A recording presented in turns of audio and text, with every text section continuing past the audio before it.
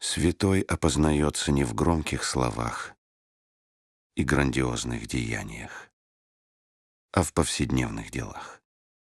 Патриарх Московский и всея Руси Кирилл.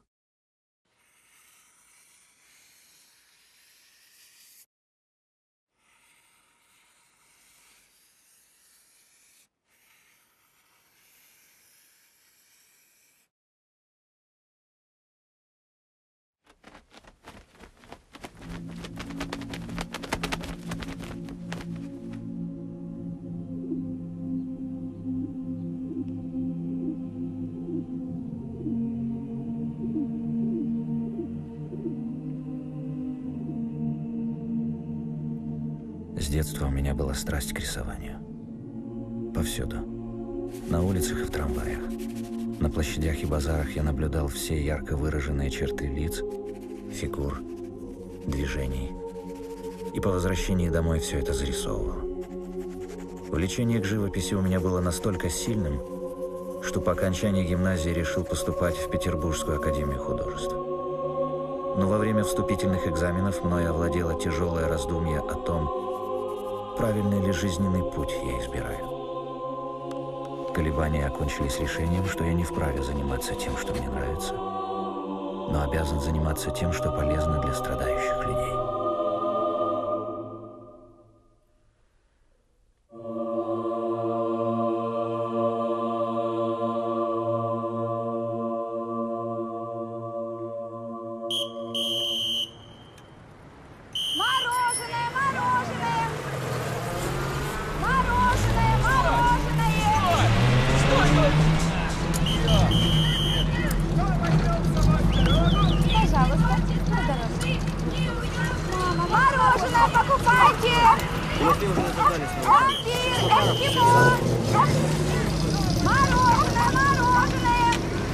Извините, а почем у вас?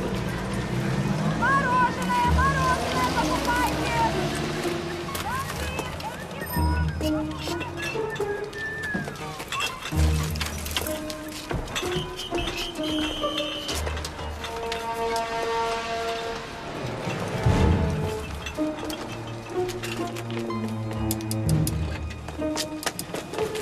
Красавица! Молоко украли! Поставь на место, босяк! Поставь на место, я говорю!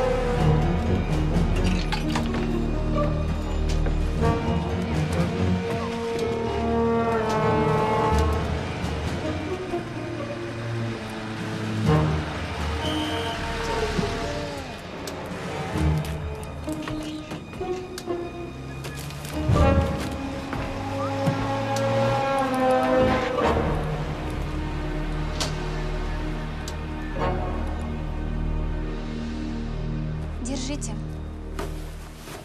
Ну как он? Ночью приступ был. Температура у него поднялась. Это закрытие Патарийской церкви его доконает. Звонит повсюду, пишет. Всем уже известно, что нет там никакой аварийной ситуации.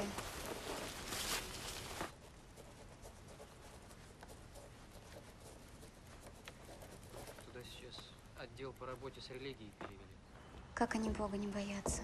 Купола снесли уже? Угу, снесли. Их теперь все боятся, а не Бога. А давайте мне продукты, я их на кухню отнесу. А белье поставьте сюда, я его позже разберу. Проходите к нему, он уже проснулся.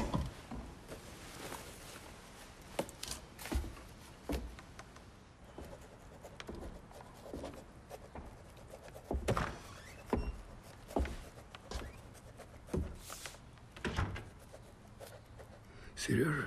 Здравствуйте, владыка. Благословите.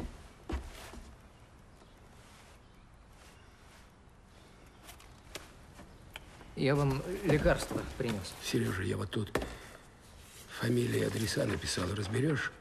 Копеечку надо послать. Много нуждающихся. А это в Ташкент, что ли? Вы были в Ташкенте? В 17-м.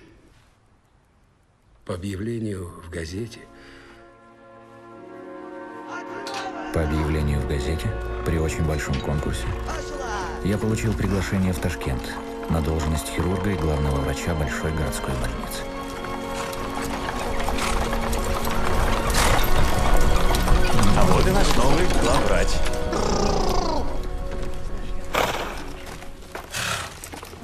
приездом, Валентин Феликсович. Как доехали? Спасибо, все хорошо, спасибо. Разрешите представиться, Ротенберг Григорий Александрович. Очень приятно. Воина Есенинский. Ваш хирург. В том смысле, что я штатный хирург в вашей больнице. Позвольте представиться. Доктор Ашанин Олег Васильевич. Очень приятно. Михайловский. Профессор Михайловский. Иван Петрович. Воина Есенинский Валентин Феликсович. Очень приятно. Очень приятно. Иван Петрович, Очень. местная знаменитость, да, физиолог, ведет изыскания в области переливания крови. Я тоже. С целью достижения метода превращения мертвой материи в живую. Такое возможно? Здравствуйте. Еще как возможно. Прошу знакомиться. Моя супруга Анна Васильевна и мой младший Валентин. Очень приятно. Ой, покатился. Это мой мяч. Они такие резвые, что сразу не понять, сколько их. Отдай. Мне мяч забрал. Детей должно быть много. На своих трое? Правда? Да. Иван Петрович, Да. вы действительно верите в то, что путем переливания крови можно исцелить любое заболевание? Анна Васильевна, я решительно утверждаю, что нет ни одного заболевания, не подвластного излечению по моей методике. За переливанием крови будущее. Да, да. И даже оживление, кстати. Да. Это невероятно. Валентин, ты слышишь? Какой вы молодец. Спасибо. Скажите, Анна Васильевна, позвольте полюбопытствовать, а вы тоже врач, да? Да, я была операционной сестрой. Что ж теперь? А теперь вот, как видите. А у вас старшему сколько? 11. Мишенька, подайте к нам. Да? Так, 11, да. ну, пожалуй, они с моим Игорем в одном классе будут. Да? А сколько вашему? Также 11. 11. О, ты даже знаешь, сколько это 11? И тебе 11. Детям нравилось в Ташкенте. Можно 6 свечей?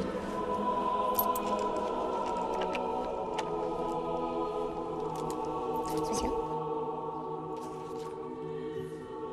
Аннушке поначалу тоже.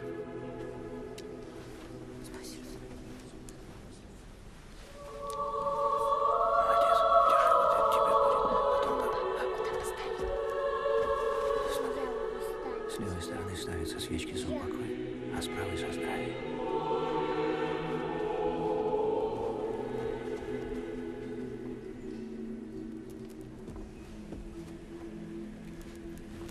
Я думал, теплый климат пойдет ей на пользу.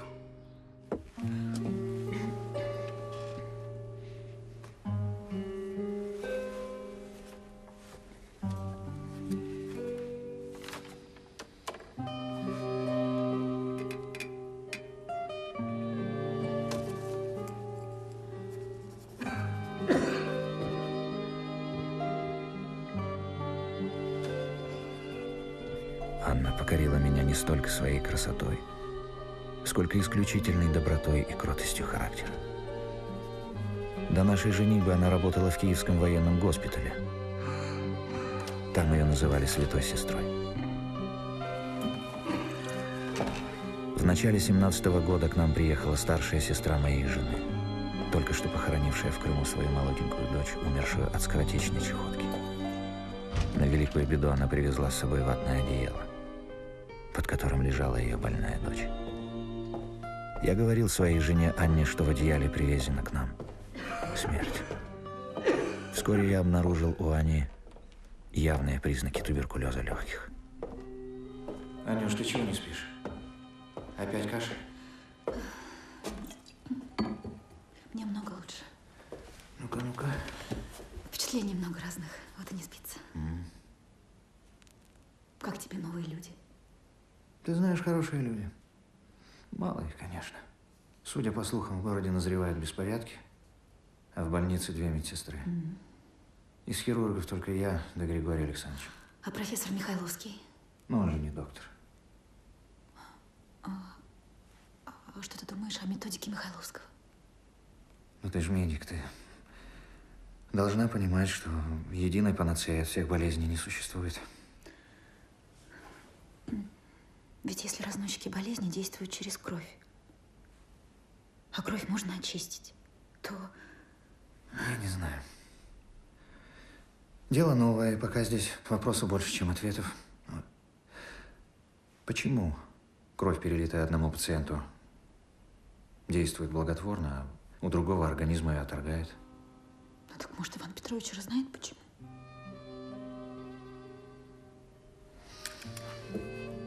Давай я у него все спрошу. М?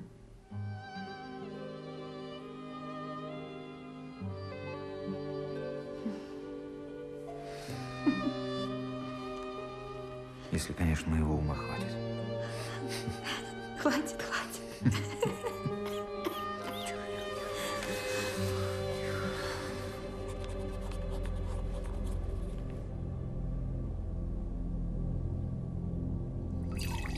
Профессор Михайловский усердно продолжал свои опыты.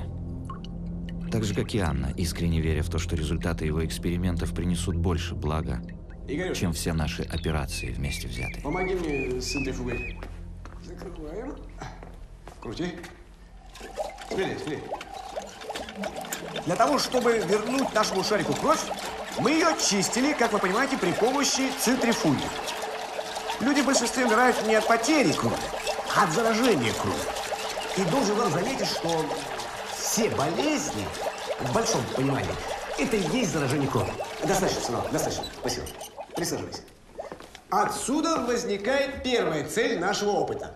Обратите внимание, на лицо белая и красная фракция. Мы белую отделили, зараженную, а чистую, вот эту, очищенную, наливаем шарику, и он у нас оживает. Любопытно. Так. Отлично. Ну, проверим.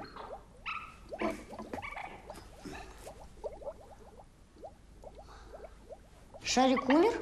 Ну вот, извольте, воскрес ваш шарик. Шарик? Заснул. Давайте я вам помогу. Спасибо, не надо. Давайте, давайте.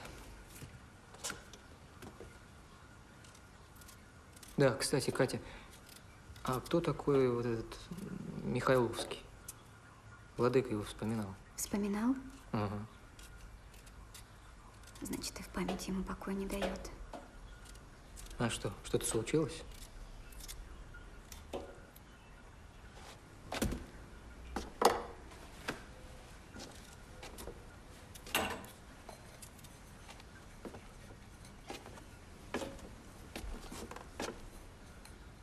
Дедушка говорит, что Михайловский бедный человек, что его имя просто использовали. Говорит, что его горе сломало. Только ведь у дедушки жизнь тоже не медом была. А он не сломался. Не отвлекаться! Сюда смотреть! У меня дети дома, жена! У меня тоже дети, так что бросим его. Беспорядки не заставили себя ждать. Город разделился на своих и врагов, которые сами не понимали, кто из них кто и почему. Григорий Александрович, тяните за стопу, но не дергайте и не проворачивайте. Готовы? Отряды рабочих, которые поддерживали большевистский Ташкентский совет, стреляли в гарнизоны Временного правительства. Скальпель. Вот он. Зажим. На стороне рабочих было 2500 человек, Сушим, сушим. из которых 1000 Зажим справа. была вооружена. Идеально. Идеально-то идеально. Но если не сфиксировать, долго не протянет. Может, нитками зашьем? Сходите к доктору Стекольникову. Возьмите у него болт с гайкой на табурета. И пусть обязательно продезинфицирует, ладно? Хорошо.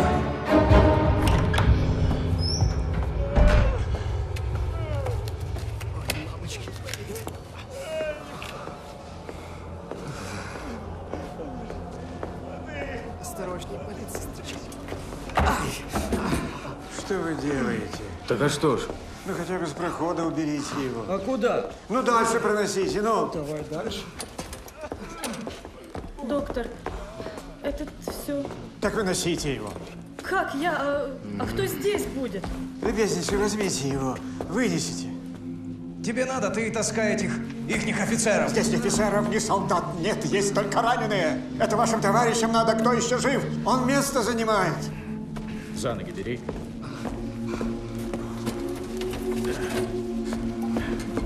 Куда его? На улицу его, в телегу.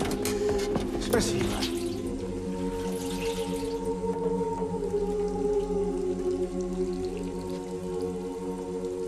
Лев Васильевич, Так дальше нельзя.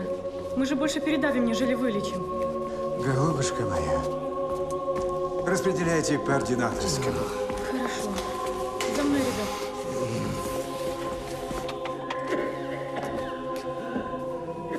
Я схожу.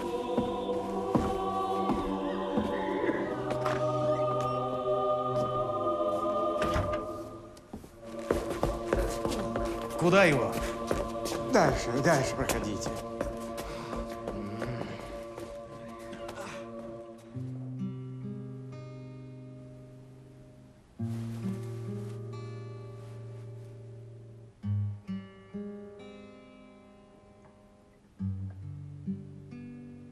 Анна боялась смерти. Патологическая ревность вместе с самоотверженной заботой о детях лишала ее тех немногих сил, которые оставила болезнь. Доктор Ротенберг заботился об Анне, передавал ей остатки супа из больницы. Она, конечно, отдавала все детям. К зиме стало совсем голодно. Я ведь раньше лета не любил. Это, наверное, профессиональные. На жаре раны гноятся быстрее. В жару оперировать очень тяжело. А вот после зимы и снега в Ташкенте я полюбил лето. А что, в Ташкенте бывает снег?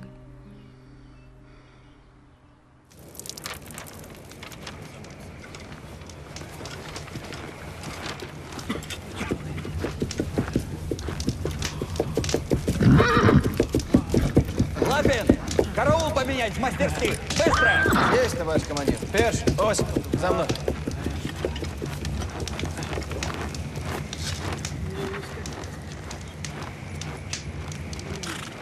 Только, Валентин Фелицевич, довести их довезу.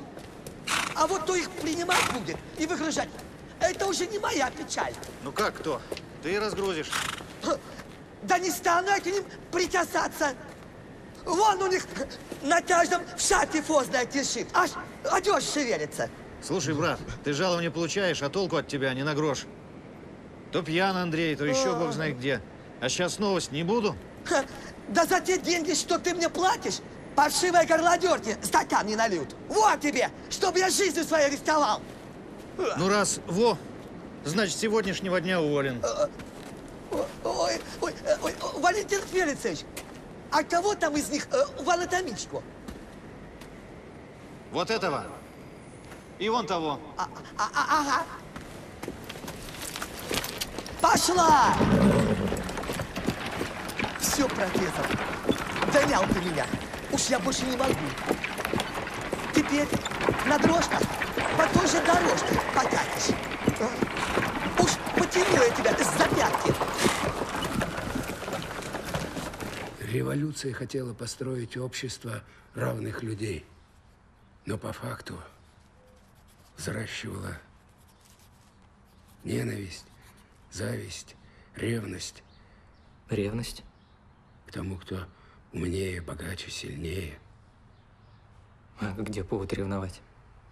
Ревность питает сама себя. Ей не нужен повод.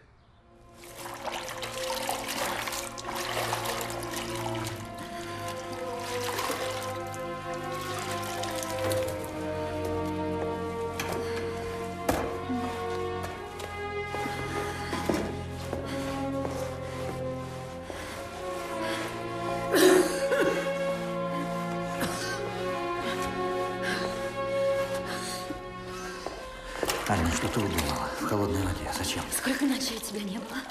К чему эти истерики? А? Кому тут ревновать? К мертвым?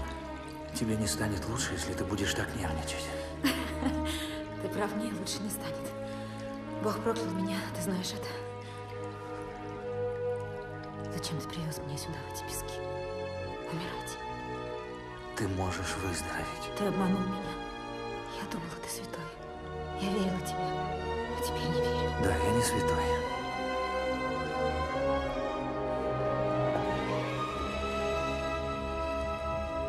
Но мы должны верить.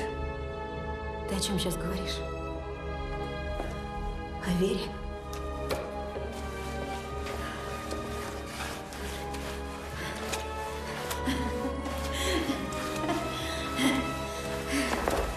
Анна винила меня в том, что ей приходилось умирать в одиночестве. Пойдем спать. Она винила себя в том, что нарушила обет безбрачия. В ночь перед нашим венчанием она молилась перед иконой Спасителя. И вдруг ей показалось, что Христос отвернул свой лик, и образ его исчез из Киота. Анна всегда помнила об этом.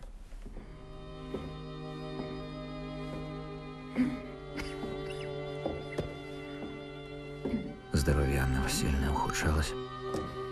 Нервы были постоянно напряжены. Анна кое-как ходила по дому, но не готовить, не убирать уже не могла. Профессор Михайловский, на которого надеялась Анна, сам был не в лучшем состоянии. Опыты над приматами не подтвердили его теорию. К тому же его старший сын внезапно заболел.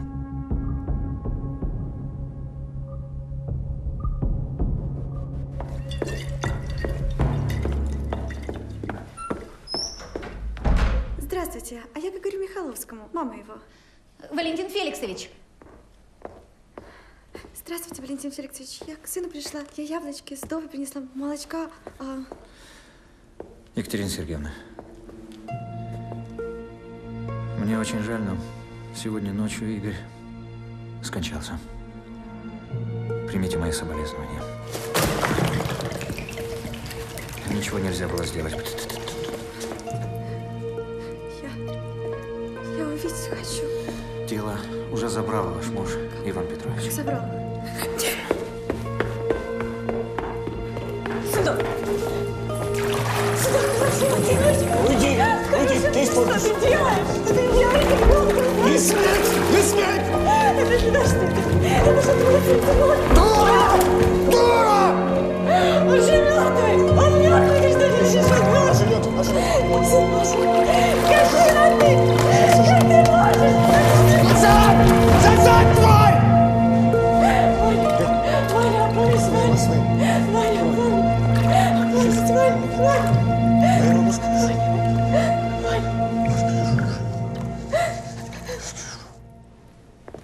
Не смертью земною жизнь кончается.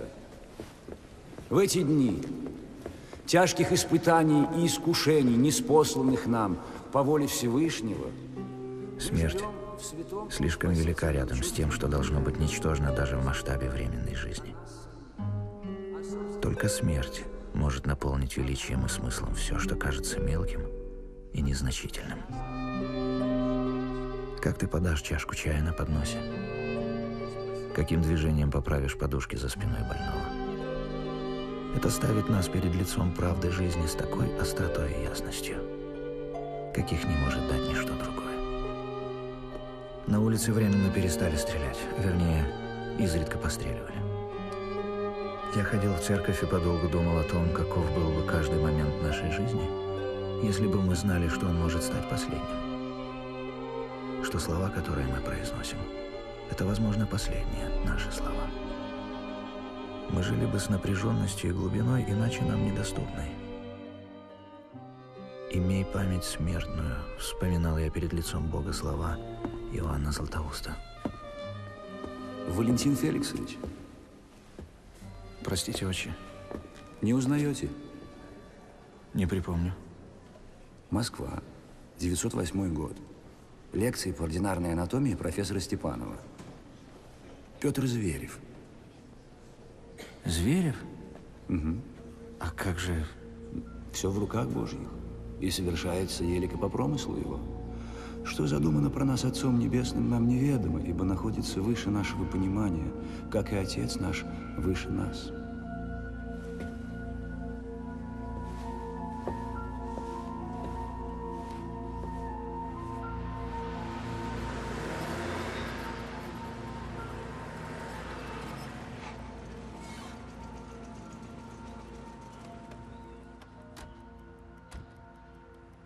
Сережа, Пожалуйста, пригласи людей, пусть заходят.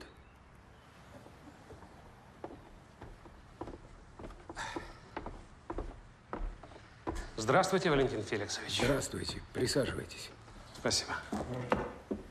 Сережа, не уходи.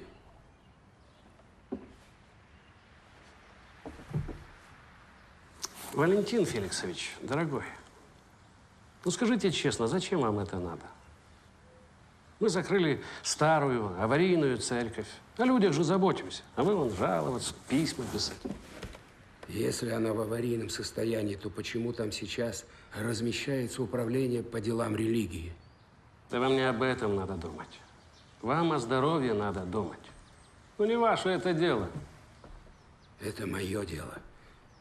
Я архиепископ. Валентин Феликсович, я официально требую прекратить всякие протестные действия против закрытия церкви в Евпатории. У нас есть инженерный акт, где черным по белому написано «Церковь в аварийном состоянии». Вы сами прекрасно знаете, что закрытие незаконно. А посему я протестую и буду протестовать. Не мешайте властям, Валентин Феликсович. Знаете, это может плохо для вас закончиться. Если бы вы знали, сколько раз я слышал эти слова за последние 40 лет, вы бы не тратили свои нервы. Сережа, проводи гостя.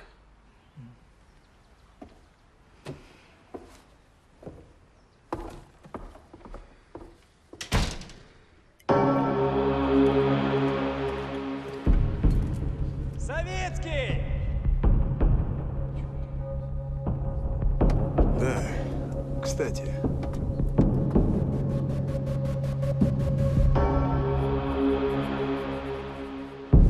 Недолгое затишье закончилось. Началась расправа над участниками контрреволюции.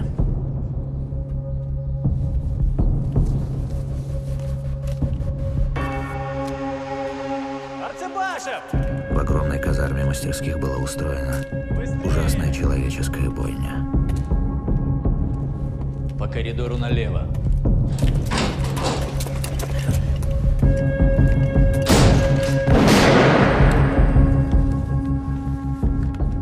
Дашь ему новейшее лекарство? Нет, я не смогу. Сможешь. Он-то выдержал. А ты? Выдержишь?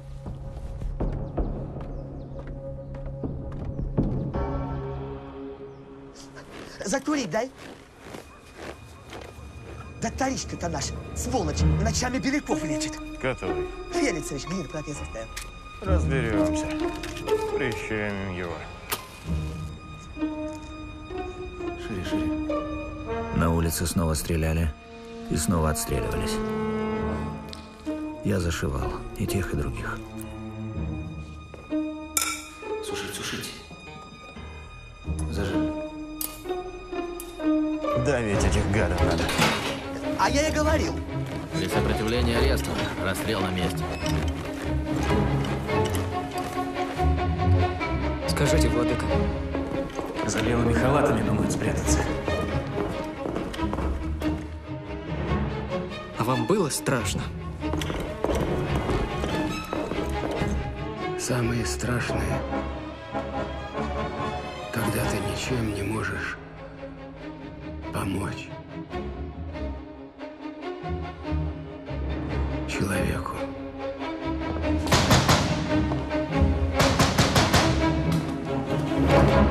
Кто там? Это я, Андрей! Что вам угодно? Нам известно, здесь прячется белый Исаул. Никого из чужих здесь нет. Никого нет?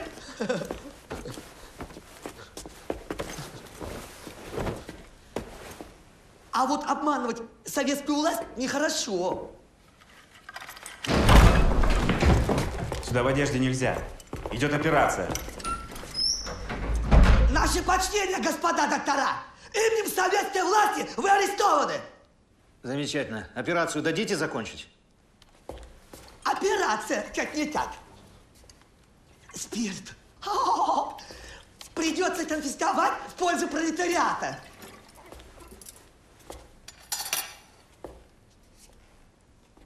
Как вы просили, доктор, закончить операцию?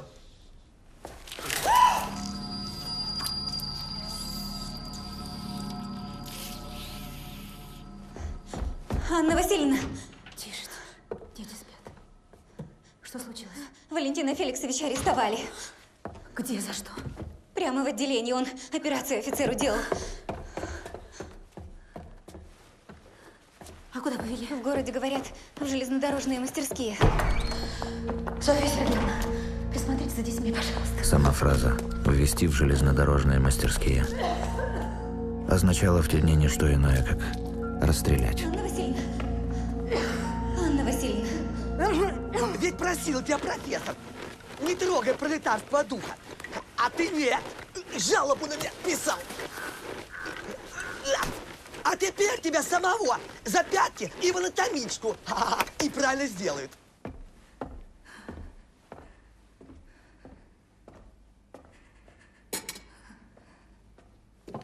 По городу объявлен комендантский час, так что без специального пропуска выходить из дома нельзя.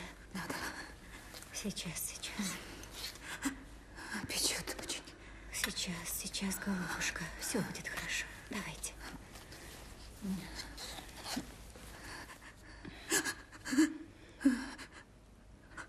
Вот так. А утром Валентин Феликсович вернется, либо мы придумаем, что сделать. Оставьте мне ампулу морфия, шприц.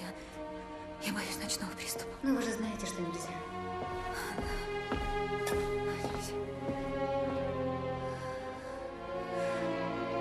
Спасибо.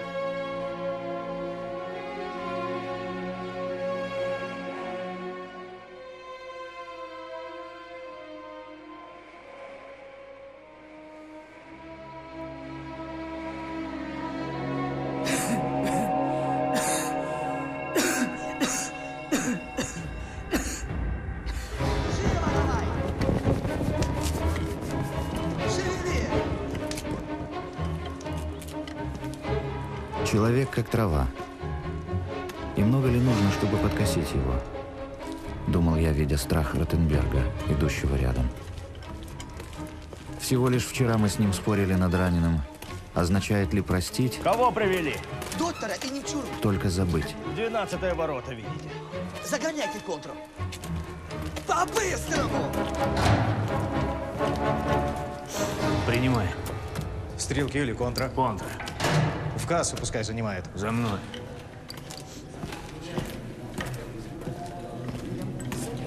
Быстрее. О, смотри, еще доктор. Спрятался.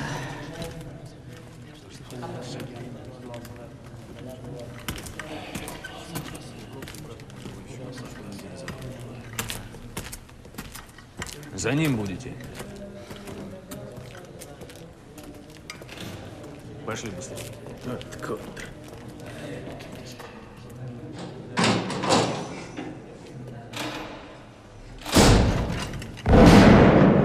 Видите ту дверь?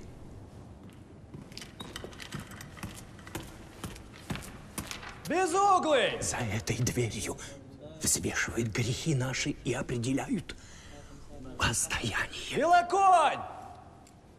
Бычков! Война! Ясенецкий!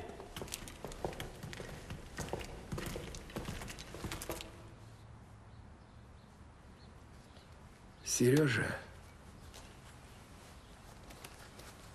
ближе. Хочешь, секрет один открою? Мне его мой дед рассказал. Тебе он пригодится.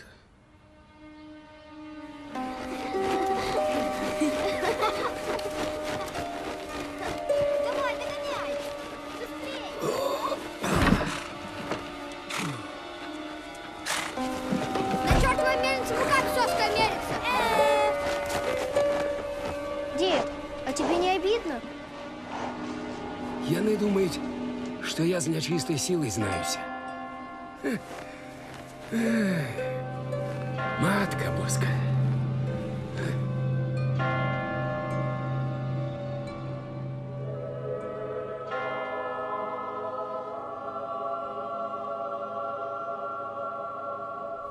І задав Бог чоловіку 3 питання. Який самий важний момент у житті, який самый важный человек на свете и який самый важный поступок. Думал человек усё жыццё. И так и не зразумеў, пастарэў. Топае ён неяк па дарозе, так думае, памру, не знайшоўшы адказаў. Глядзіць, малая дзяўчынка гусей пасе. Яна пытаецца да яго, чаго ты, стары, сумны такі? А ён ей кажа, вось не знайшоў адказаў на 3 пытанні ад Бога. Тут яна яму кажа, дык гэта ж вельмі проста. Самы галоўны момант у жыцці цяперашні, таму што мінулага ўжо няма, а будучыня яшчэ не наступіла. Самы галоўны чалавек той, які з табой зараз. А самы важны ўчынак у жыцці – гэта зрабіць для яго тое, што трэба. А как понять, что трэба? Гэта ты сам павінен пазнаць. Так всю жизнь я и пытался сделать то, что нужно тем, кто рядом.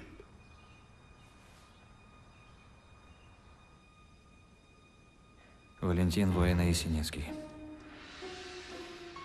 Воина-Ясенецкий. А с вами там еще доктор Ротенберг. Оперировали белогвардейца, значит? Здравствуйте, доктор. Здравствуйте. Не припомню. Но это ничего, главное, что я вас припомнил. Доктора нахрена сюда приволокли?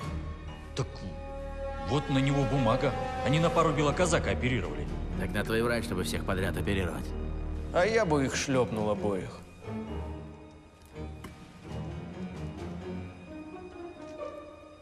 Шлепнуть мы его всегда успеем. А ты старший. Второй с тобой. Доставите профессора и доктора домой. Доложите. Есть. Так, за мной. Попрошу, пожалуйста. Он мне в 17-м 2 пули из брюха достал. Ну ты прав, сейчас у нас много раненых.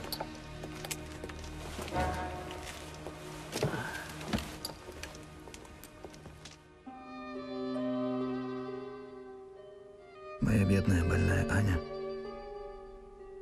зная, что меня арестовали, зная, куда увели, пережила ужасные часы до моего возвращения. Это тяжело отразилось на ее здоровье, и болезнь стала быстро прогрессировать. Настали последние дни ее жизни. Молчание ее говорило больше, чем могли бы сказать слова, а скорбь была так велика, какой только может быть скорбь родителей, которые навсегда расстаются с детьми. Мама сказала, чтобы мы вели себя хорошо.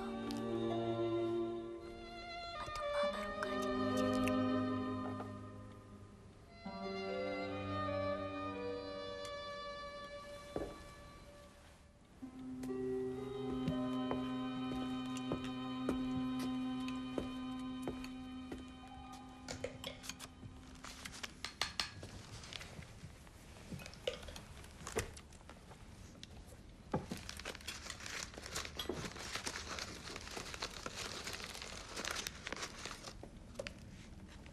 Вань, так велики же будут, Вань. Ну, Саша только 25-й.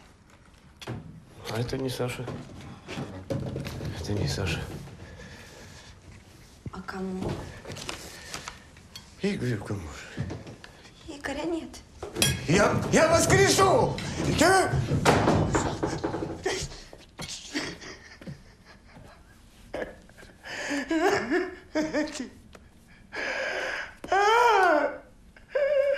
Что же мне делать? Ребенка похорони. Я прошу тебя похоронить ребенка. Стыдно, ты на таком хоть на кафедру. Дышать статью, как над куклой какой-то. Пойдем, Бога помолимся. Пойдем. Пусть вразумится. Пойдем.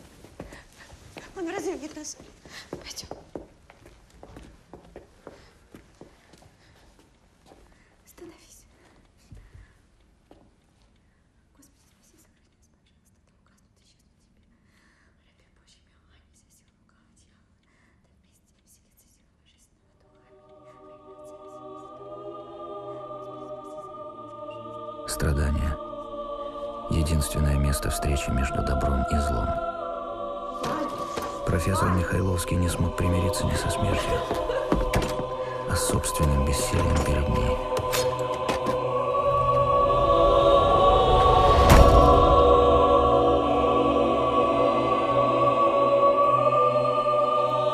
Я же, напротив, никогда не ощущал себя таким интенсивно живым, как сейчас.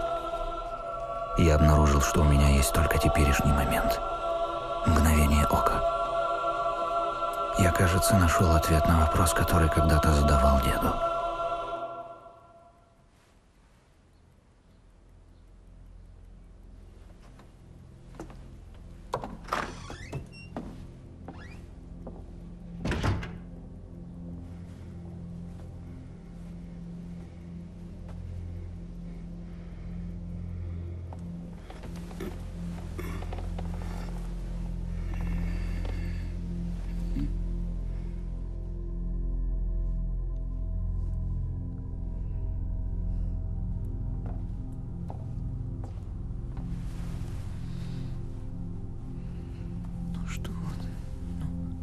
Ну что ты?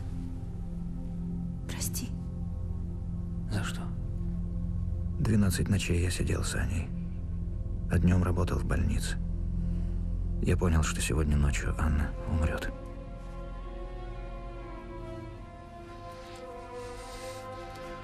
Пожалуйста. Я очень устала. Я хочу уснуть.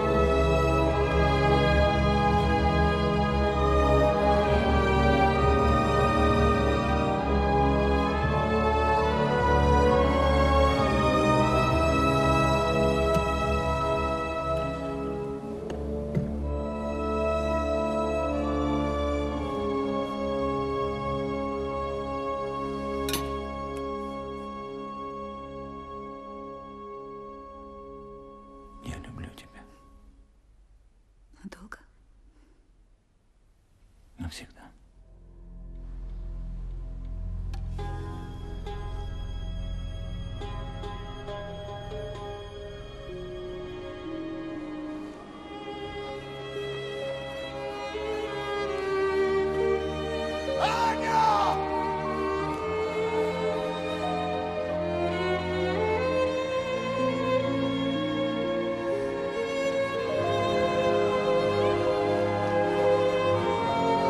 Остановись!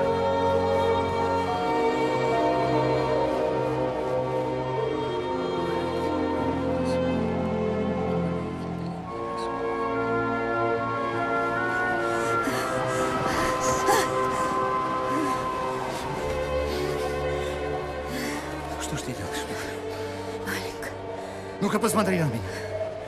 Посмотри на меня. Я боролась, сколько было сил. А теперь силы мои кончились. Нет, я тебя не отпускаю. Ты мать, ты жена моя. Будь милосердна. Дай мне уйти. Я устала. Я смертельно устала. Ты мать моя детей. Ты любовь моя, ты моя жена моя. Я тебя не отпускаю!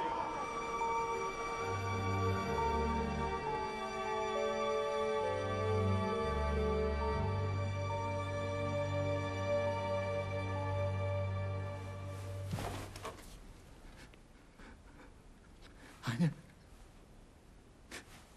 Аня. Аня. Троицы Господа. Хвалите имя Господне. Будет имя Господне благословенно ныне и до века. От востока солнца до запада хвально имя Господне. Хвалите отрацы Господа. Хвалите имя Господне. Высок над всеми языки Господь, над небесы слава Его. Кто яко Господь Бог наш? Воздвизай от земли нищет и от нищет, возвышай у Бога. Посадите Его с князя людей своих. Себя и не плода вела, но матерь очать их веселящуюся. Матерь очать их веселящуюся.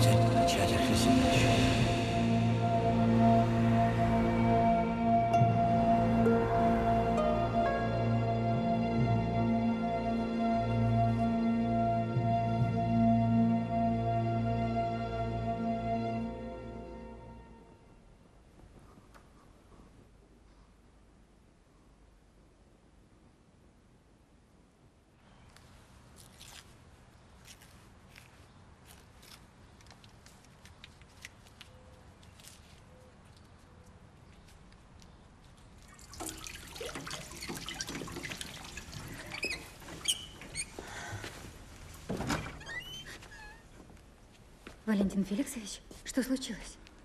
Софья Сергеевна, разрешите? Проходите.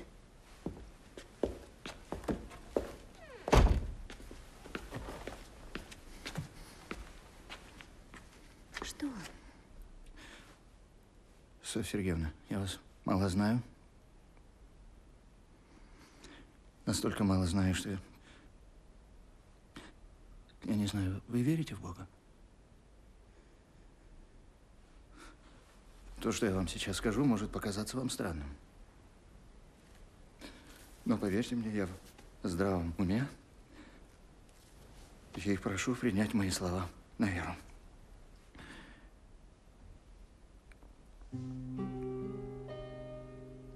Дело в том, что когда я читал Псалтырь,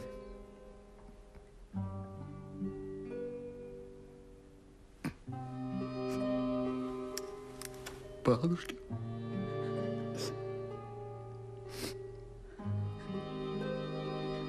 у меня было видение.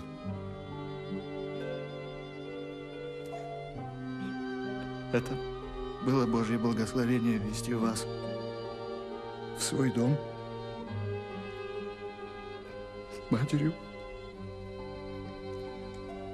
радеющей о детях.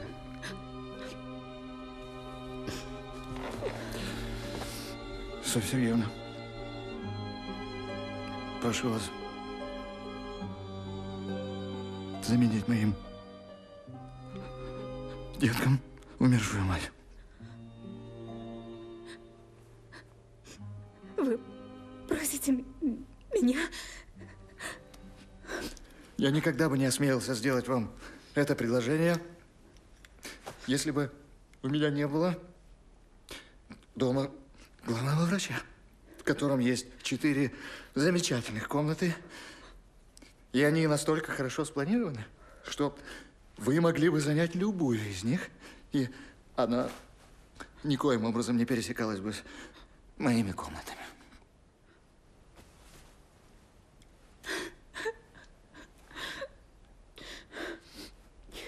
Софья Сергеевна.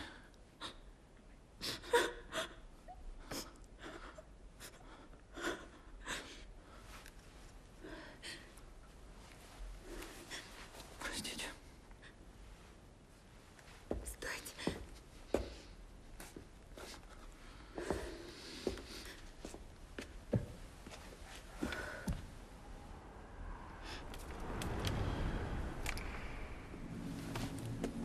По покаянию новоприставленного раба. А кто читать-то будет? Заперто ведь? Это закрыто.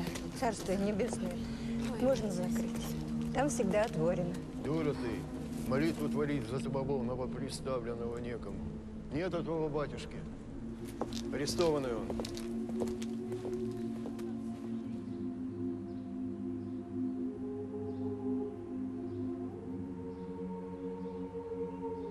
Да там он, за наши грешные души молится. Ага, молится.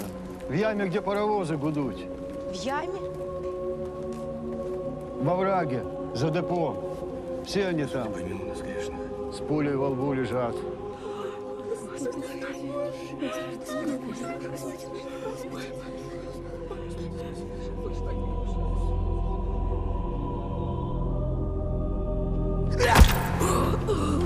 И что, поп? Где твой бог? Со мной. Сымай крест! Пошел! Бог тебя зовет! Хватит уже. Заряжай.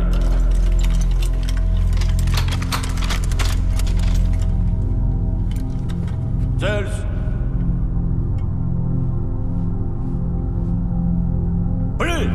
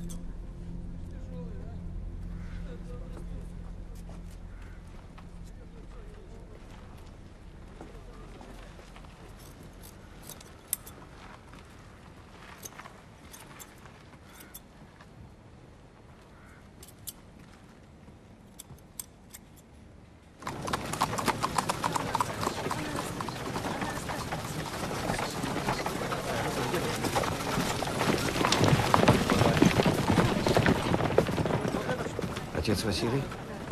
Вы обознались. Отец Василий!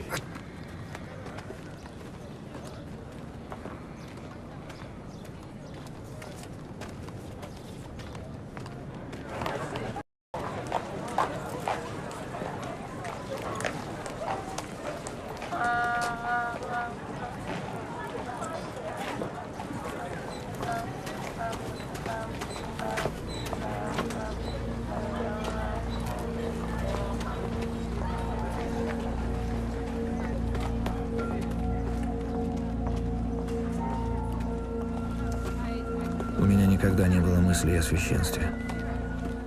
Но при виде кощунственных карнавалов и издевательств над верою нашу,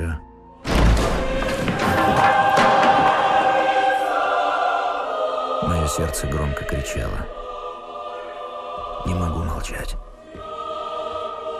После нескольких моих выступлений о положении дел в Ташкенте, епископ Иннокентий отвел меня в сторону и сказал: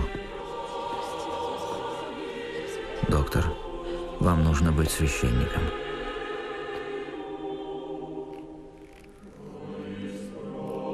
Буду, если это угодно Богу.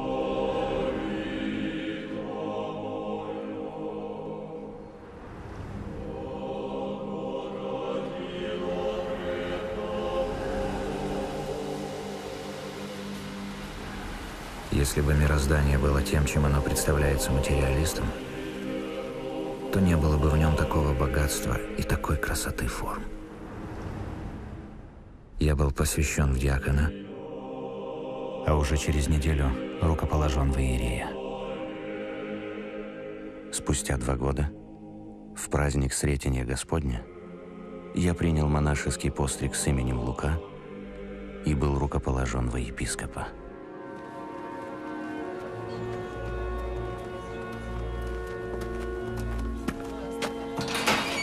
Мое рукоположение произвело огромную сенсацию в Ташкенте.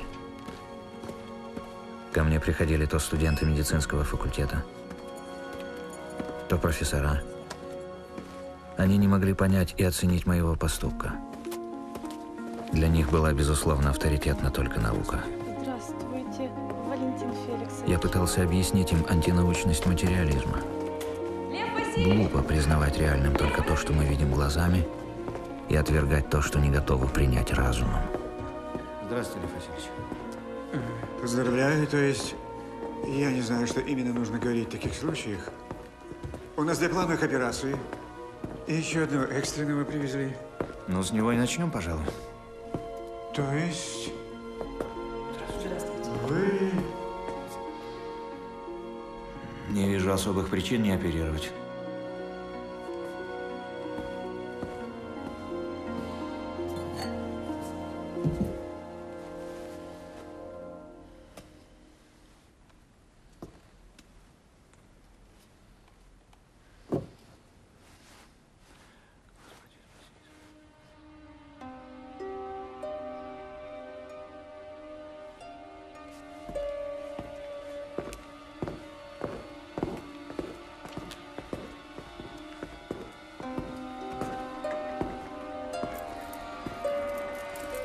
Вы позволите? Конечно. Извините, отец Валентин.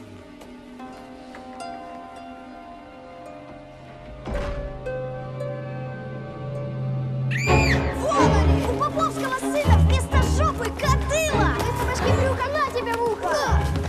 Дорогра! Подвал их загоняй! Чё, защитничек? Смотри, какой серьезный! Прям как в церкви! Что, батька драться не научил? Ладно, пошли! Вылазки Поповский!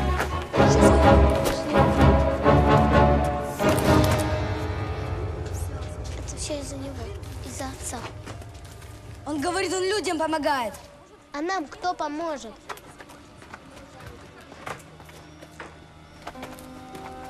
Ладно, пойдем. Софья Сергеевна ругаться будет. Ну, шли, пойдем.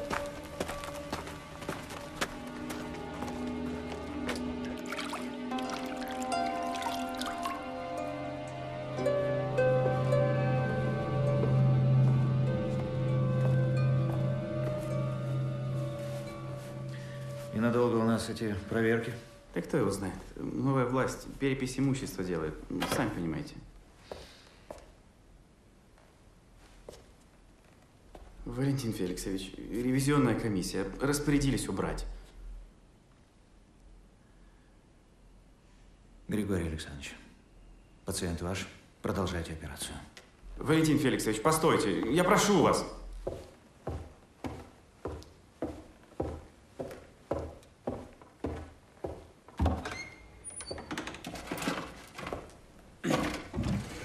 Валентин Феликсович,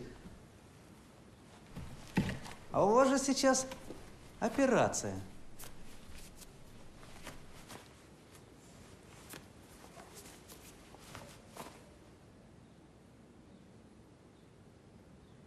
Это место главного врача. Я освобожден от должности? Нет, почему? Присаживайтесь, пожалуйста. Только вы, доктор, войдите в мое положение. В то время как по всей стране идет борьба с религиозным мракобесием, в поликлинике, точнее в операционной одной из центральных больниц, висит икона. Как вы думаете, это одобрит вышестоящее руководство? Я думаю, вышестоящему руководству главное, чтобы здесь лечили людей. И чтобы для этого были созданы нормальные условия. Для меня, как для человека верующего. Нормальные условия – это икона, которая висит на рабочем месте, то есть в операционной. То есть вы, доктор, не можете оперировать без иконы? Почему? Могу. Но в положительном исходе операции я буду не уверен. А хирургу без уверенности в операционной делать нечего. Засим, разрешите откланяться. Стойте! Вы знаете, если бы не личное пожелание Виолетты Алексеевны оперироваться именно у вас, мы бы с вами, доктор, разговаривали абсолютно по-другому. Сидоркин! Звали? Принеси из автомобиля икону, которую взяли в операционной, и отдай доктору. Слушаюсь. Ступайте, оперируйте. Благодарю вас.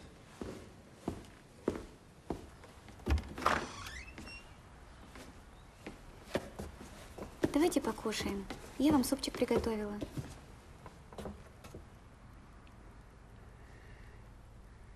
Я умру скоро. Не говорите так.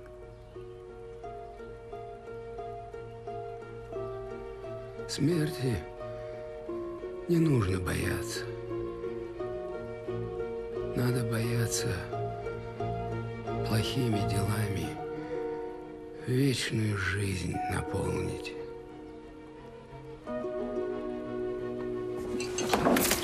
Простите, пожалуйста.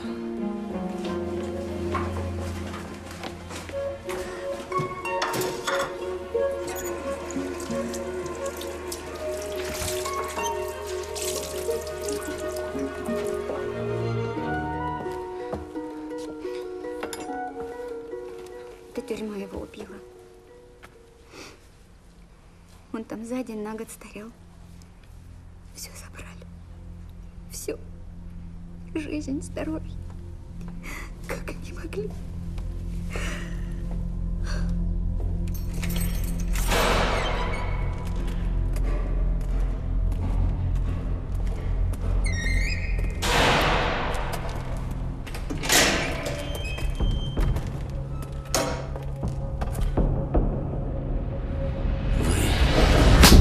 В глаза смотри. Аресты. Допрос конвейером. Мне не давали спать. Следователи менялись один за другим. То, что я слышал и видел, казалось мне вымыслом уставшего ума. Священник, ставший следователем, возомнивший себя, как в плохой книге, князем тьмы. Что, не ожидали меня здесь увидеть? Как же вы очутились-то здесь, Зверев? Меняется жизнь, меняются люди. Вы у меня уже 4-й следователь за неделю. 10 лет обвинений, допросов, ссылок. 4 моих детей остались на попечении Софьи Сергеевны. Свободен. Ее и детей выгнали из моей квартиры главного врача и поселили в небольшой каморке. Дети сделали нары, чтобы поместиться там. Не надоело? Все эти 10 лет я знал, в какой тяжелой ситуации им пришлось повзрослеть. Так а что ты теперь делать будешь? Не знаю. В дворники пойду, наверное. Фамилия? Вы Синецкие. Мы ночью отмечались. Да, вы 7-е будете, проходите. Спасибо. Пойдем? Извините. Простите. Извините. Миша, какие дворники? А что ты мне предлагаешь? Извините. Простите, пожалуйста. Куда лезешь? Тихо, это батюшкины дети.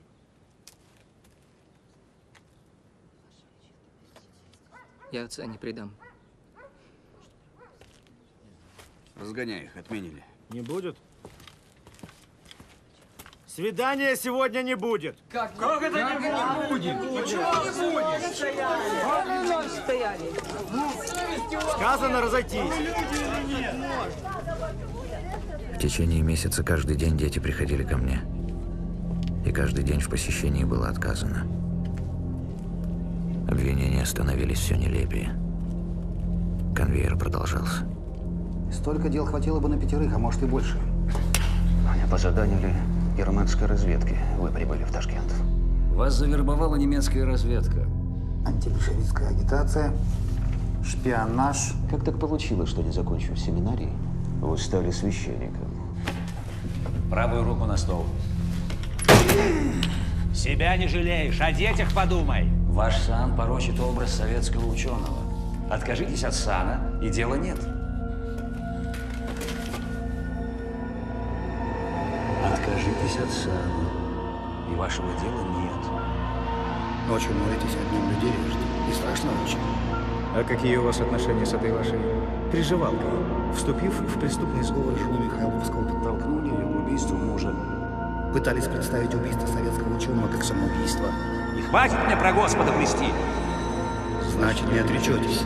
Иисус мог творить чудеса. Господь у него везде. Воскрешать людей из мертвых. А советский ученый не может. Почему? Вы лишаете себя возможности заниматься врачебной практикой. Ваше дело приобретает Политический резонанс. Вы сгниете здесь, Есенинский. Значит, вы решили пожертвовать хирургией ради веры? Вы сгниете здесь, неужели непонятно?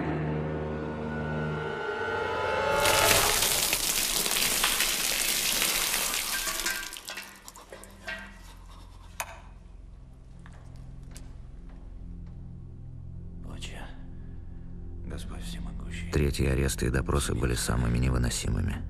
Укрепи силы мои. Не в силах больше выдержать происходящее, я объявил голодовку. Через 9 дней началась рвота кровью. Я с трудом мог разбирать слова. Вы уж, ради бога, извините меня, Валентин Феликсович, что я ем перед вами. Мне крайне неловко. Дело не в проворот.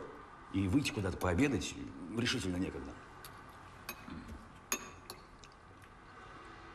А вы присоединиться не желаете? Поешьте, поешьте.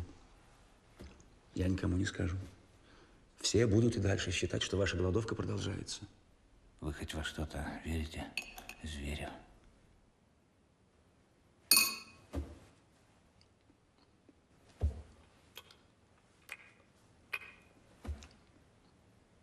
В Царствие Небесное хорошо верить, когда земля под ногами не горит. А когда горит пуще прежнего, верить надо. Дети ваши тоже так думают? Хорошо, мы пойдем вам навстречу. Поверив обещаниям прекратить терзание, я остановил первую голодовку.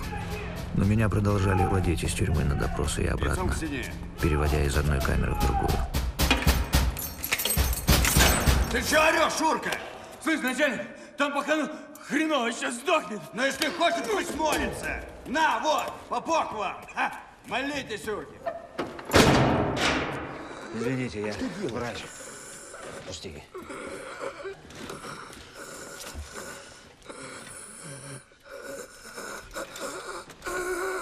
Видишь, помирает. Нож нужен острый. Есть нож? Заточка пойдет? Подойдет. И трахеотомическую трубку. Трубку. Ты гонишь, где я тебе это все возьму здесь, а? Ну, не толще мизинца, какую-нибудь трубку. Эй, Клифф, дай свою трубку. Быстрей. Мундштук годится? Годится. Огня. Огонь дай, Дайте. спички дай. Подержи. Давай. Ну, лекарь, если пахан загнется, я тебя этим швейлом проткну. Ты понял меня? Я спрашиваю, ты понял меня? Держи. Все в руках Божьих. Держите его. Крепче его держите. Держите голову. Заверни. Держи! Ноги держи.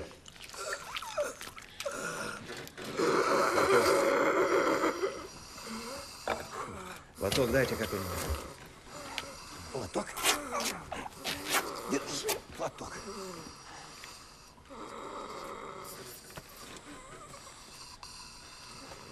Фу. Ну ты даешь, Святоша. Ничего, поживем еще, правда, пахан? Ад продолжался. И в этом аду бывший священник стал угрожать мне расстрелом. Я объявил голодовку второй раз. Вы пугаете меня все расстрелом, смертью тела. Тело бренно, а душа бессмертна. Я свою душу берегу, а вы? Знаете, я предпочитаю мертвую душу мертвому телу. Христос пострадал за всех нас. Ну и чего добился? Человечество спас. Допустим. А достойно ли человечество спасения? Я думаю, что нет. Ну вот Христос взял на себя все грехи наши, а людям только того и надо было. Все обрадовались и побежали опять грешить до прихода нового Мессии, который опять всех спасет. Давайте, поешьте. Ну, правильно, правильно. Берите, берите. Позвольте, не бойтесь. О, курить бросать надо. И поменьше волноваться. Не понял. Вам советую все время носить с собой нитроглицерин и волокордин. Что я вам объясняю? Вы же сами врач, хотя не доучившийся. Вы хотите ужесточения мер? Я вам устрою. Выходит, вы им еще и советы давали? Все мы люди, все мы слабые. Мое дело лечить, а не судить.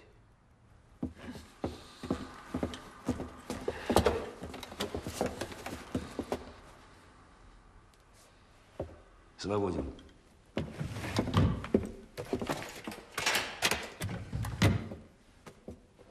Ну что, Есенинский, не надоело? Да и ради чего? Вы же замечательный ученый, блистательный хирург. Вам бы сейчас жизни человеческие спасать, а вы вон чем занимаетесь. Я спасаю души. Души? А чьи? Позвольте полюбопытствовать.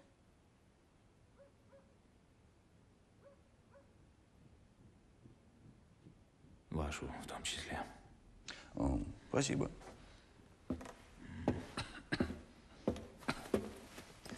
Подумали бы лучше о пациентах, которым, вероятно, именно сейчас нужна ваша помощь. Глупо упрямиться. Вы лишаете себя возможности заниматься врачебной практикой, наукой. Вы же здесь, сидя в тюрьме, все забудете. А в случае вашего отречения от сана, я гарантирую вам свободу и полное восстановление всех ваших гражданских прав. Ну, снимите вы эту рясу. Меня не слышите, с сыном поговорите. Вы же хотели его увидеть?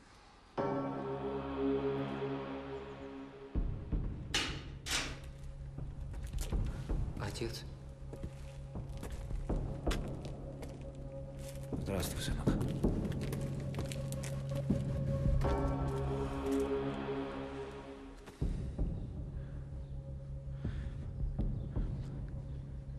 Что-то произошло? Говори, что случилось. Меня выгоняют из университета. А знаешь почему? Почему Лешу выгнали с 10 класса? Почему Лена сидела одна за партой, как прокаженная? Почему Валик почти не разговаривает? Несите свой крест достойно, и воздастся вам. Это твой крест. Вы, дети мои, стало быть, и крест наш общий. Папа, они просили меня отречься от тебя. А ты? А я отказался.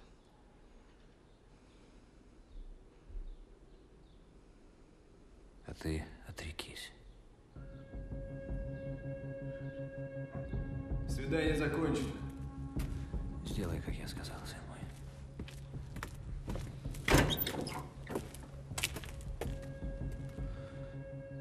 Я всегда буду твоим отцом.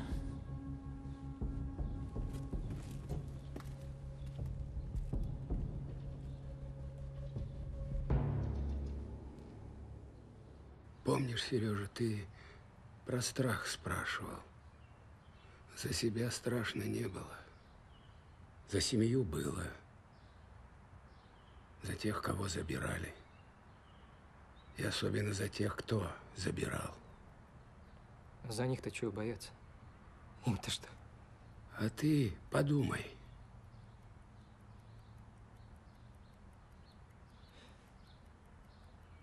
Потому что смерть и за ними придет. Смерть смертью. А что потом?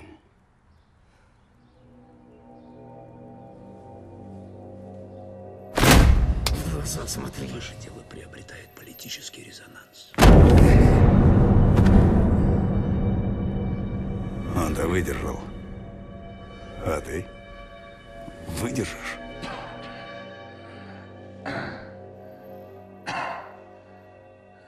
Болит? Вступив в преступный сговор с женой Михайловского, подтолкнули к убийству мужа. Он покончил жизнь самоубийством. А потом, покрывая преступницу, пытались представить убийство советского ученого как самоубийство. Это чудовищный бред.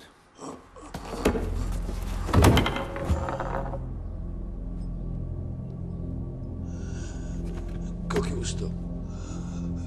Неужели так трудно признать свое поражение? Конвойный. Чуда не будет. Все равно признаетесь. Дежурный! Дежурный!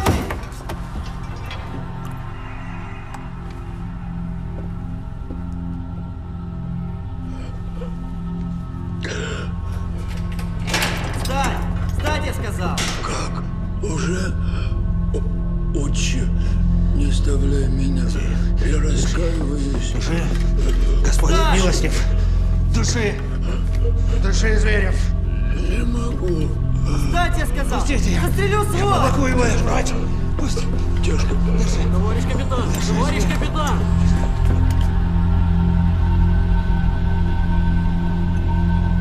Дыши, Зверев! Дыши! Моли Господа! Простите, просто помочь хотел.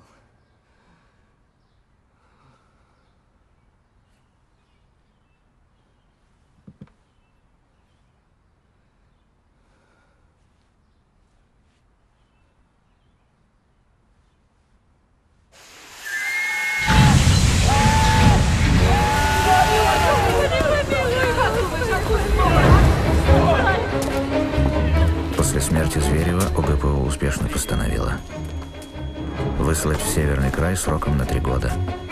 Отправить этапом.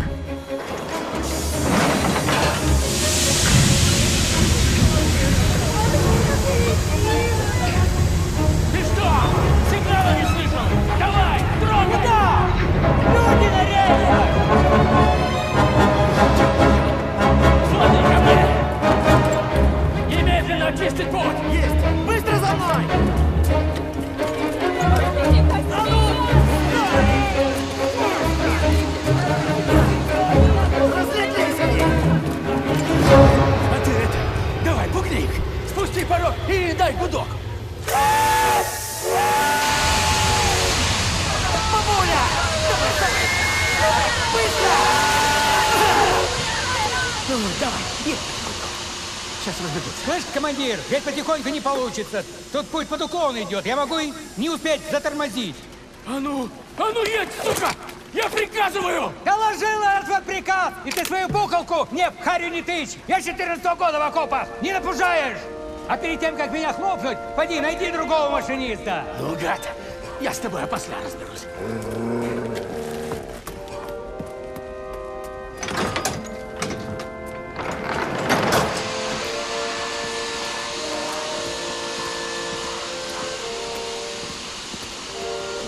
Ну, давай, говори быстрее, времени нет. Встаньте, люди добрые! Спасибо вам за участие! Зато вам низкий поклон Батюшка Лука! и мое благословение. Братья и сестры, Господом Богом вас прошу, отпустите меня с миром. Все есть мой путь. Я сам избрал его и должен пройти его до конца. Как же мы без тебя, владыка? Я всегда буду с вами в молитвах своих и в сердцах ваших.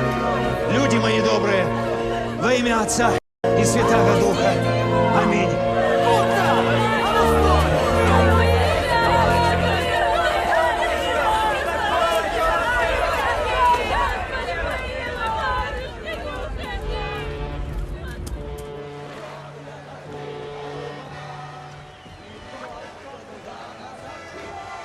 Так начались мои скитания по ссылкам. Мне казалось уже, что не человек, а весь мир болен. И для его врачевания нужно великое терпение. Терпение и способность видеть в ближнем самого себя. различать в нем ту неизъяснимую красоту, которую видит в нас Господь.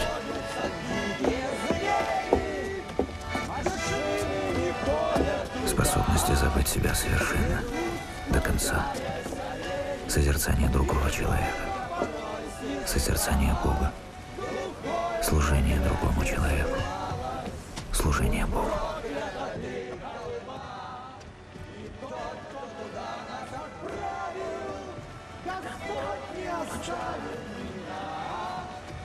Братва, посмотри, как нас встречают! Ты посмотри, Сеня!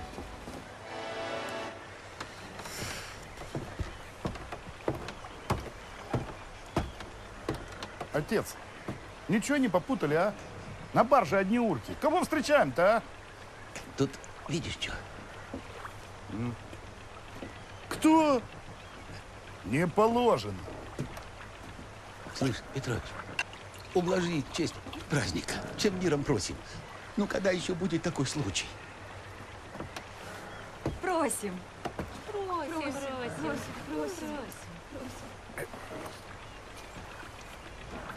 Не положено. Честь праздничка. Только быстро, старик. Петрович, закуси. Владимировна. А не меня ли ты, дедуля, встречаешь, а? Ты, урка, грабли-то прибери. Не для тебя, из последнего печена. Сень, слыхал? Батюшка! Батюшка, архиерей! Выйди к нам! Сделай милость!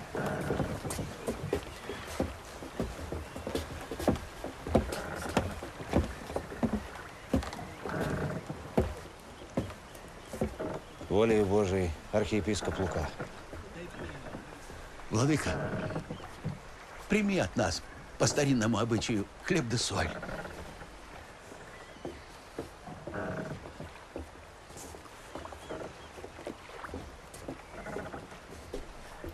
Батюшка, владыка, случилось так, что на 100 верст не осталось ни одного священника. Одни померли, другие к обновленцам ушли. А потому просим мы тебя, благослови ты нас, грешных, и в честь святого праздника рукоположи на сан священника, нашего диакона.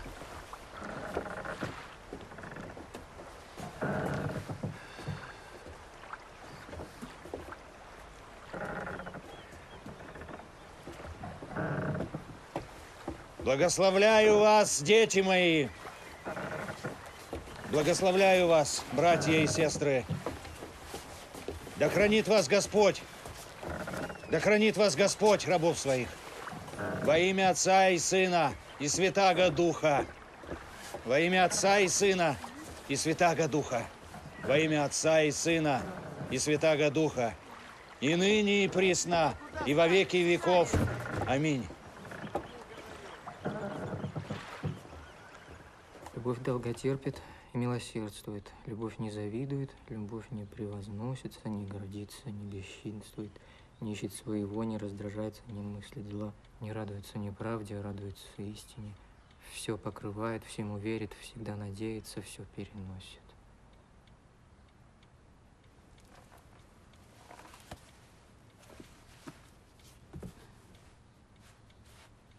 Подайте ради Христа.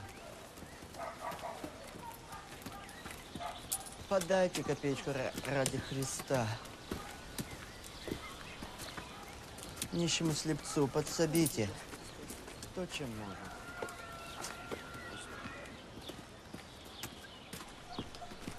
Подайте ради Христа. Подайте копеечку ради Христа. Как звать тебя, отрок? Федькой кличут. Кличут собак, а ты человек. И зовут тебя не Федька, а Феодар, что значит Божий дар. Бога веруешь? Верую. Верую. Да, видать, нету ему до меня дела. Копеечку подайте. Не бойся, я доктор. Глаза твои поглядеть хочу.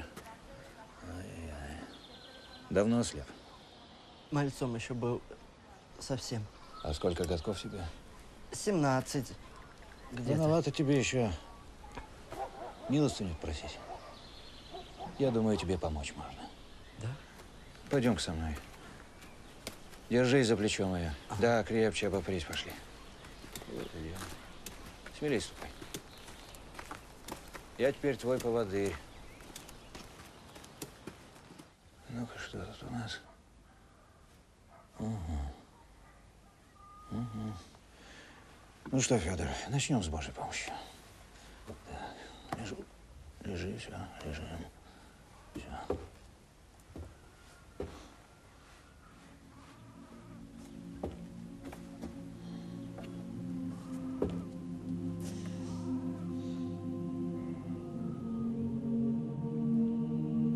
Во имя Отца и Сына и Святаго Духа, и ныне и присно, и во веки веков. Аминь.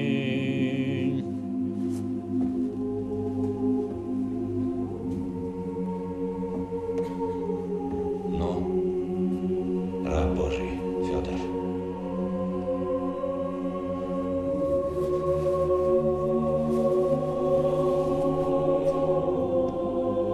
Открой глаза. Боюсь. Не бойся. Не бойся. Перекрестись. И открывай.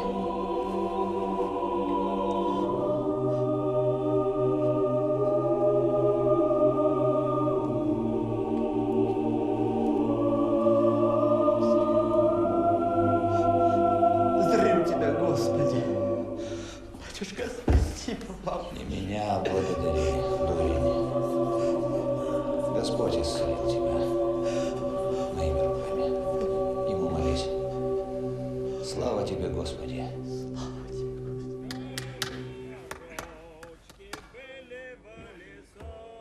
Дыши. Владыка Лука, Что случилось, Авдотья?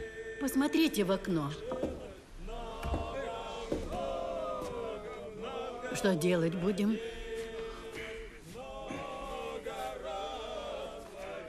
Что делать?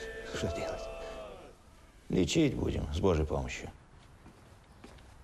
Дедушка, нужна новая ряса. Эту латать уже нельзя. Латай, латай.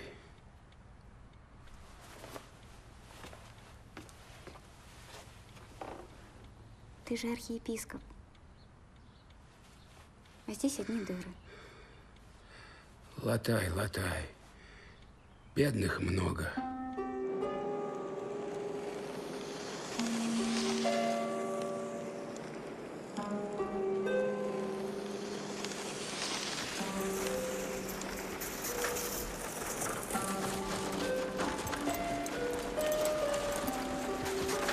Ой, давно вас ждем. Здесь великий белый шаман. Не шаман я. Сюда, сюда.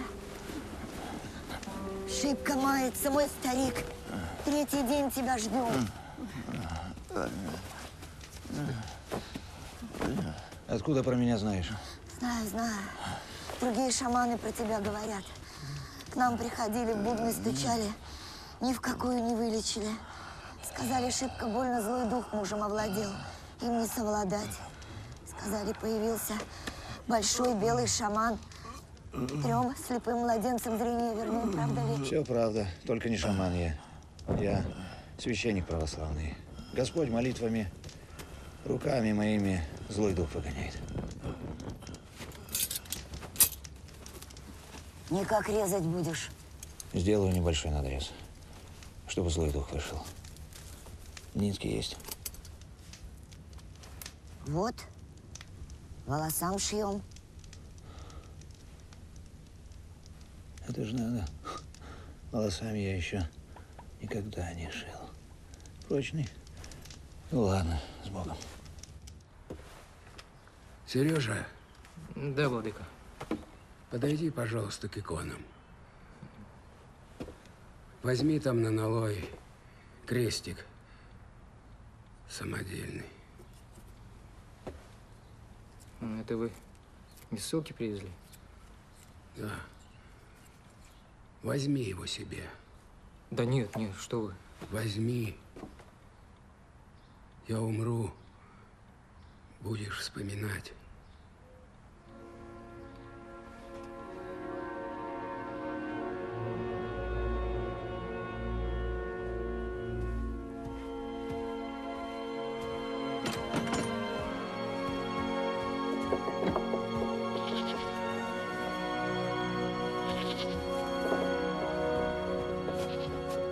Когда началась война, стремление мое приносить пользу там, где это наиболее необходимо, разрешилось следующим образом.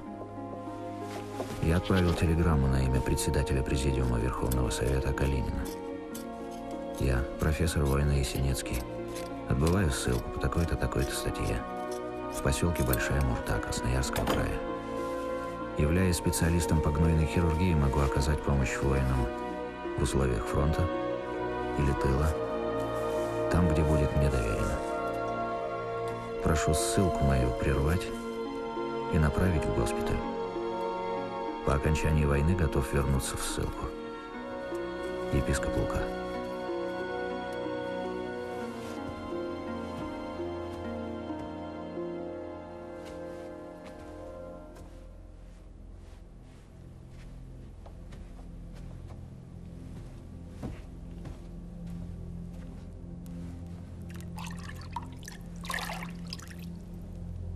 Да сокрушаться под знаменем образа креста Твоего вся сопротивные силы.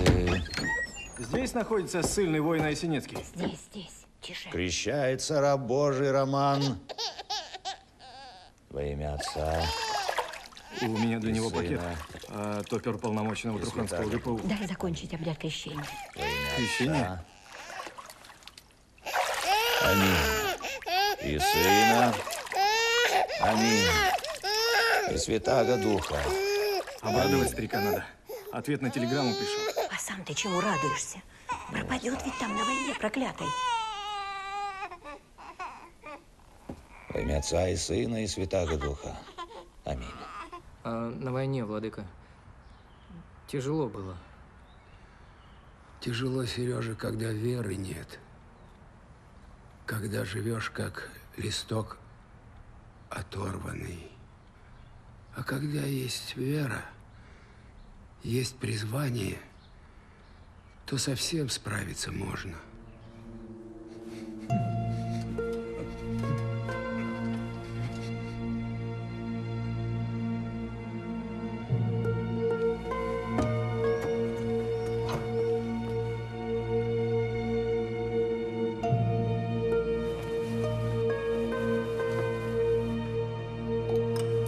За первых 3 недели работы с ранеными через меня прошло 80 человек. Зажим. Уже через 10 дней работы я был назначен консультантом всех госпиталей Красноярского края. Вот и все. Бегать будет. А вы говорили, случай безнадежный, безнадежный. Думал, безнадежный. Зашивайтесь, а я, с вашего позволения, приму новую партию раненых. Вы не перестаете меня удивлять, профессор. Как это у вас все получается? Это все опыт, батенька. Практика. В операции нужно иметь в виду не только брюшную полость, а всего человека. И не называть его, как вы, случаем. С Богом.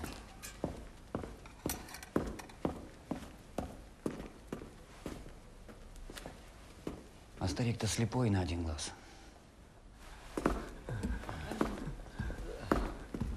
Сидите. Что здесь? Рядовой Рябцов, осколочное ранение плеча. Сильное нагноение, срочно в операционную. Угу, давайте в операционную. Здравствуйте, бойцы. Что здесь? Это ефрейтор Скворцов. Пулевое ранение в ногу на вылет. Контузия средней тяжести. Кость задета? Нет. 7-ю палату к легким. Угу. Так, лейтенант Симоненко, пулевое ранение в живот. Доктор, говорят, вы настоящий священник. Да, сынок.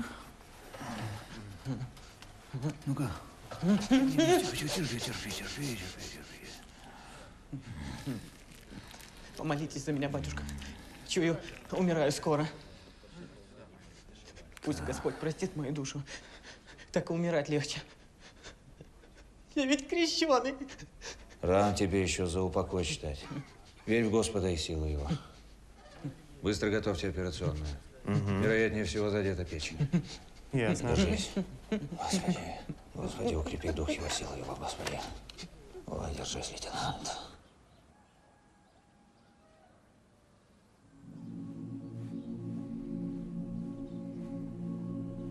Я не скрывал от умирающих близость их смерти, чтобы они могли умереть осознанно. Будешь жить, лейтенант Симоненко. Но если был хоть малейший шанс спасти бесценную человеческую жизнь, я не мог не воспользоваться им.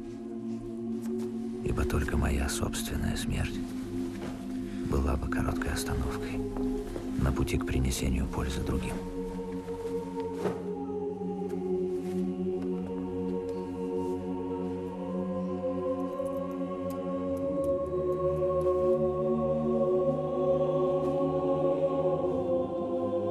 В 1946 году за написанную в тюрьме и ссылках книгу «Очерки гнойной хирургии» я получил сталинскую премию, а по окончании войны был награжден медалью за доблестный труд в Великой Отечественной войне 41-45 годов.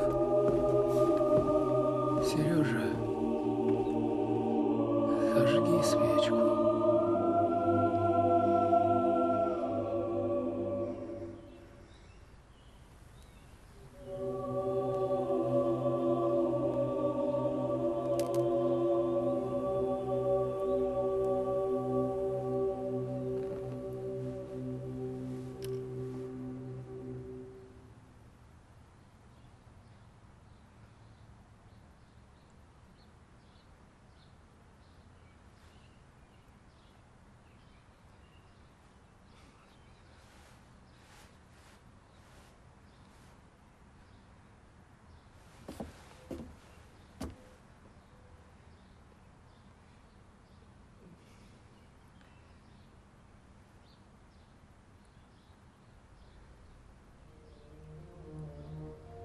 Я прощаю тебя, Сережа. Прости меня, Владыка. Прости. Я слабый. Прости меня, грешного. Бог простит. Господь милостив. Иди. С Богом. Катю позови.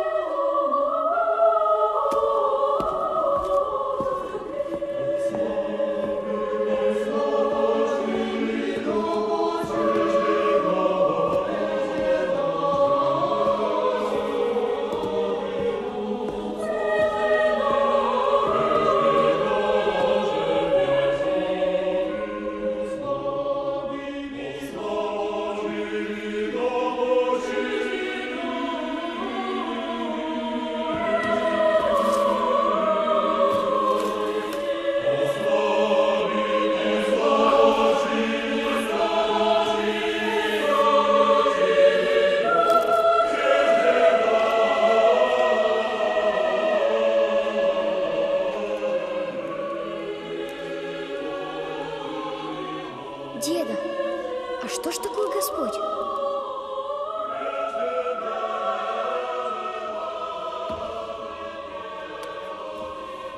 А Господь – это любовь.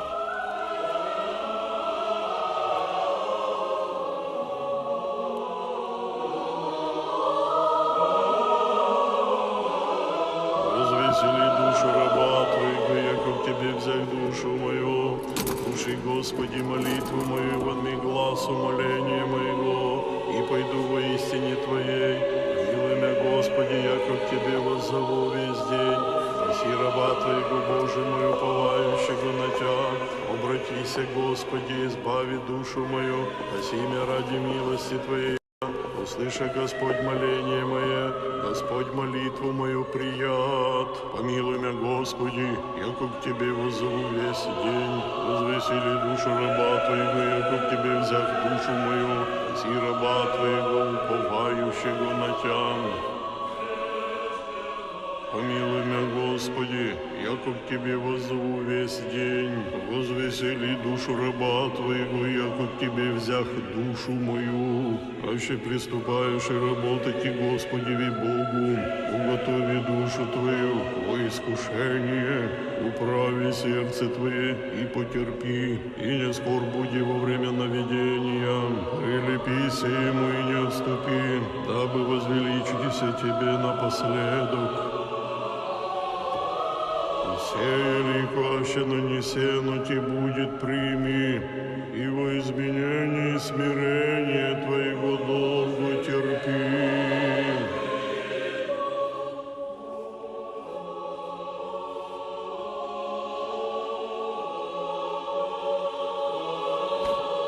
В 2000 году архиепископ Симферопольский и Крымский Лука был причислен к лику святых Русской Православной Церкви. Как при жизни он помогал всем, не отказывая никому, так и сейчас всякий, кто обращается к святителю с верой и любовью, получает помощь. Будем же, по слову апостола Павла, всегда помнить наставников наших и, взирая на кончину их жизни, подражать вере их.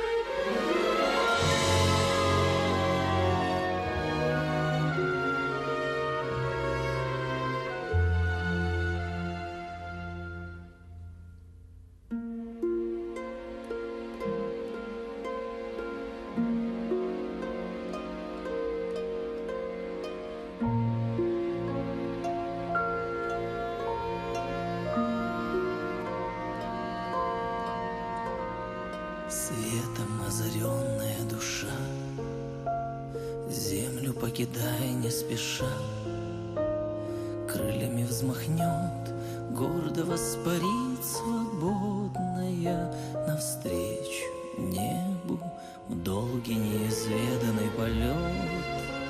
Ничего с собой не унесет, сбросив груз тоски и боли, обретет покой и волю. Я тебя не отпущу, останься, я прошу. Мне без тебя так одиноко в целом мире.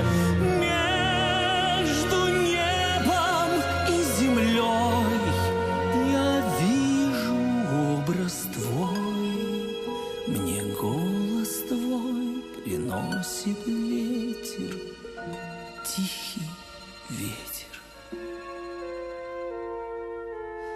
Постигай вечной в пути, силу жизни в вере обрести, и не отступить, и не отпустить, хоть смерть велит разжать ладони. Навсегда и тьму и зло презрев, вдруг ослепнуть, чтобы вновь прозреть, исцеляя словом души, впредь обетов не нарушив. Жить и смерти вопреки, мечту свою нести сквозь годы расстояния, и любить и верить, жить без славы и наград, и не страшась преград, найти